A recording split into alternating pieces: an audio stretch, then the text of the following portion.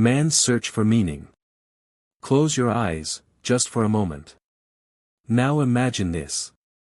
You wake up one day, and within hours, everything is gone. Your home. Your family. Your name. Even your identity. Gone. You are no longer seen as a person. You are reduced to a number. A body inside a system that no longer recognizes humanity. Your clothes are taken. Your belongings thrown away. Your past life erased without explanation. And now ask yourself something most people avoid their entire lives. What would keep you alive, when nothing is left? Not your body, it survives on instinct. But your mind. Your reason. Your why. Because when everything external disappears, one space still remains. Inside you.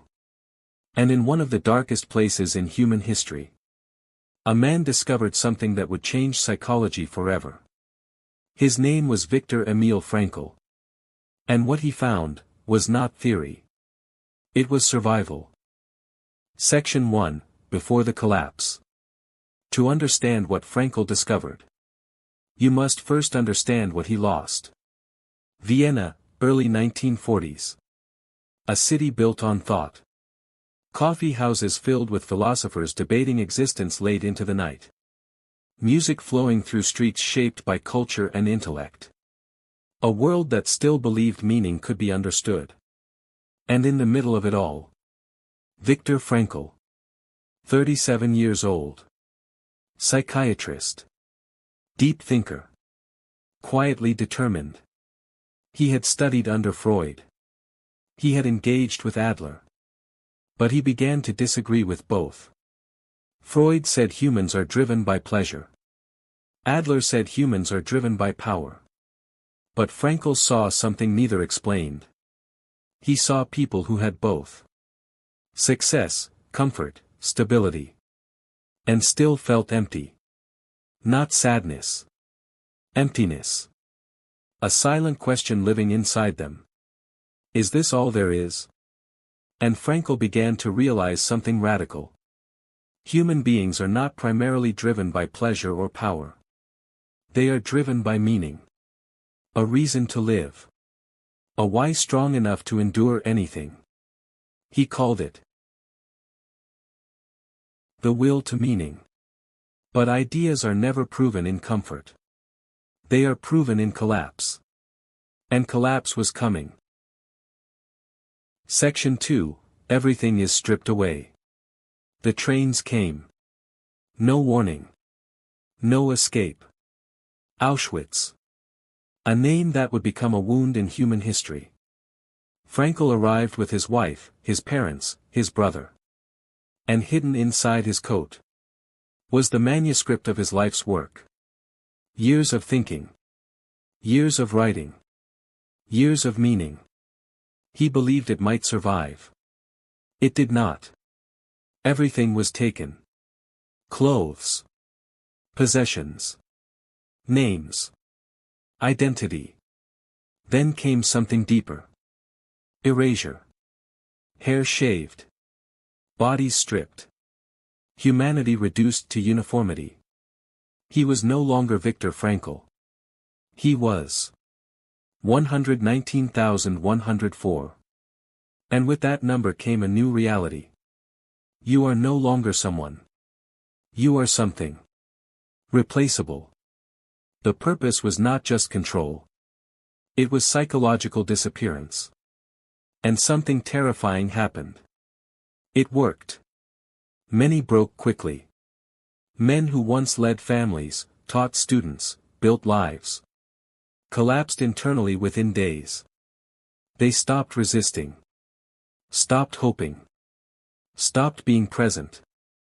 Not because their bodies were weak. But because their meaning had vanished. Frankl called them the walking dead. But in the same place, something else existed. In the same mud. In the same cold. In the same silence. Men shared bread. Not because there was enough. But because they refused to become nothing. A prisoner comforted another after punishment. A joke was whispered in darkness. A man stood a little straighter than he was allowed to. And Frankl realized something critical. Everything external could be controlled. But not the inner space. Something inside remained untouched. Invisible. But real. Section 3, the space that cannot be taken. One night. Cold. Silent. Endless. Frankl sat inside the barracks. Starving. Exhausted. Surrounded by death. And he thought of his wife. He did not know if she was alive. But in his mind, she appeared clearly. And in that moment, something shifted. A realization that would redefine psychology. There is a space between what happens to you and how you respond. And no one can take that space. Not suffering. Not guards. Not death. Because that space is consciousness itself. He later wrote. Between stimulus and response, there is a space. In that space lies our freedom. This was not philosophy. This was observation, under conditions most people will never know. And he tested it every day. He also used another survival mechanism. He imagined the future. He saw himself after the war. Standing in front of students. Explaining what he was learning inside the camp. As if suffering was not the end of his story. But the beginning of a message. And he noticed something profound. Those who had meaning survived longer. Not always physically. But mentally. Because the body can continue. Long after the mind has given up. And meaning changed everything. Section 4, when suffering becomes human. Frankl discovered something even more difficult. Suffering itself does not destroy people. Meaningless suffering does. When pain has no purpose, no direction, no reason. The mind collapses. But when suffering is connected to meaning, something changes completely. Endurance becomes identity. He saw it clearly in the camp. A father surviving because he believed he might see his child again. A prisoner enduring punishment silently because he felt responsibility beyond himself. A man holding on to a memory so strongly that it kept him alive one more day. And Frankl realized. A person who knows why they suffer can survive almost anyhow. Section 5, Liberation without emotion. The war ended. The gates opened. Freedom arrived. But Frankl felt nothing. His mind had adapted so deeply to survival that peace felt unreal. He walked out of the camp. Not as a free man. But as someone learning to exist again. And then came the second loss. His wife was gone. His parents were gone. His brother was gone. Everything. He returned to Vienna carrying nothing. Except one thing. His mind. And one question. What now gives life meaning? Section 6, the book written in 9 days. In just 9 days. Frankl wrote everything. Not theory. Testimony. Man's search for meaning. Inside it, he outlined a system for survival. He called it logotherapy.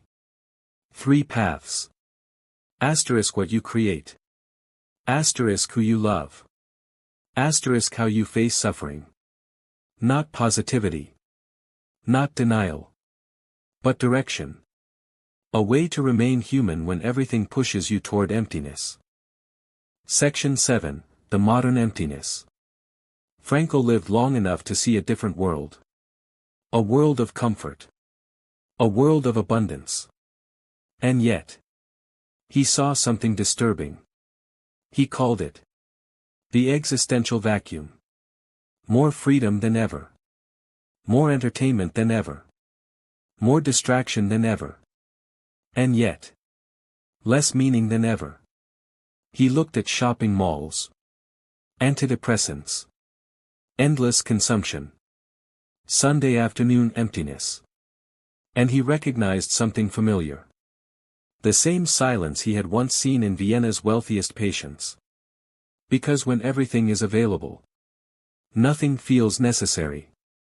And slowly, people stop asking, "Why am I here?" and start asking, "What should I do next?" The question life still asks you. Frankl never promised happiness. He never promised fairness. He never promised answers. He offered something harder. A truth. Life does not ask what its meaning is. Life asks, what meaning will you give it? Every action. Every choice. Every response. It all becomes an answer. And the space still exists. Between what happens to you and what you become because of it. And no one can take that space. Not ever. Final lines, the man behind the theory. He lived to be 92 years old. He earned a pilot's license at 67. He saw his book outlive empires. And yet, he never stopped asking the question he discovered in the camp. He remained not a symbol, but a man still searching. He who has a why to live for can bear almost any how. Friedrich Nietzsche.